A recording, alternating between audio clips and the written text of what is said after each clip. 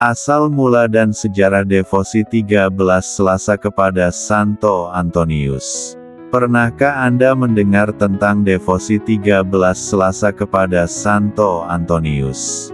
Mengapa angka 13 begitu erat kaitannya dengan Santo yang dijuluki pekerja mukjizat ini? Devosi ini lahir dari rasa cinta dan hormat umat Katolik kepada Santo Antonius Padua, seorang kudus besar yang dikenal tidak hanya karena kebijaksanaan dan pengajarannya, tetapi juga karena banyaknya mukjizat yang terjadi melalui perantaraannya. Tradisi ini bermula setelah wafatnya Santo Antonius pada tanggal 13 Juni tahun 1231, ketika umat merasakan kehadiran serta pertolongannya secara nyata dalam kehidupan mereka. Sebagai seorang pengkhotbah ulung, Santo Antonius sangat dihormati pada masanya. Ribuan orang rela menempuh perjalanan jauh demi mendengarkan khotbahnya, bahkan ada yang menunggu semalaman. Karena gereja tidak mampu menampung banyaknya jemaat, ia sering mengadakan khotbah di lapangan terbuka. Sepanjang hari, ia juga dengan penuh kesabaran mendengarkan pengakuan dosa umat. Pada hari pemakamannya, Selasa, tanggal 17 Juni tahun 1231, masyarakat Padua mengiringi jenazahnya ke tempat peristirahatan terakhir di Gereja Santa Maria Mater Domini, yang terhubung dengan biara Fransiskan di Padua.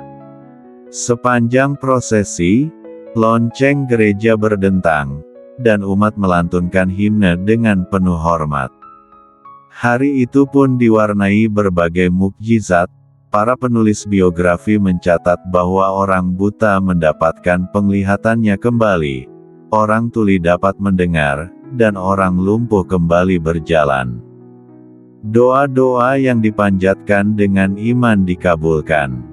Terinspirasi oleh peristiwa luar biasa tersebut, umat mulai menjadikan hari Selasa sebagai hari devosi khusus bagi Santo Antonius.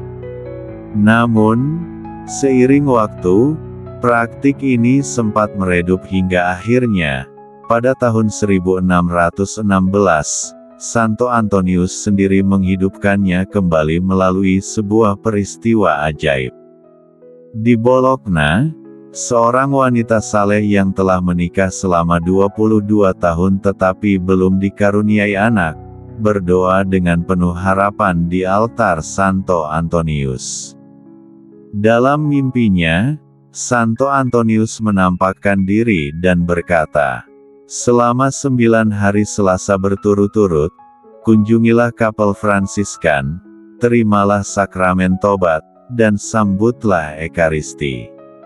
Setelah itu, berdoalah dengan sungguh-sungguh, maka permohonanmu akan dikabulkan."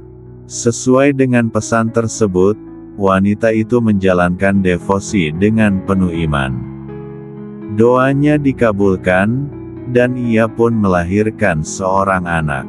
Namun, bayi yang dilahirkannya mengalami cacat parah. Dengan iman yang teguh, sang ibu membawa anaknya ke altar Santo Antonius.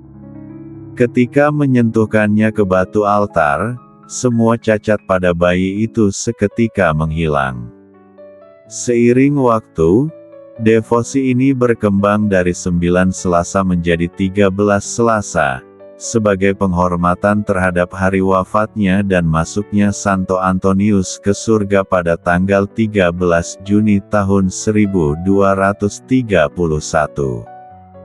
Devosi ini semakin meluas hingga akhirnya, pada tahun 1898, Paus Leo ke-13 menganjurkan praktik ini dan memberikan indulgensi penuh kepada mereka yang berdoa dengan khusyuk selama 13 Selasa berturut-turut untuk menghormati Santo Antonius.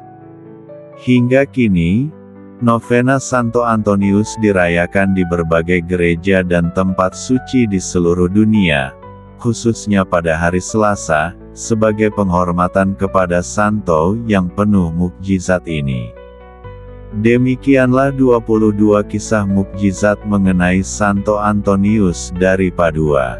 Semoga kisah-kisah ini semakin meneguhkan iman kita, menginspirasi kehidupan rohani, dan menumbuhkan rasa syukur atas kasih Tuhan yang dinyatakan melalui para kudus-Nya.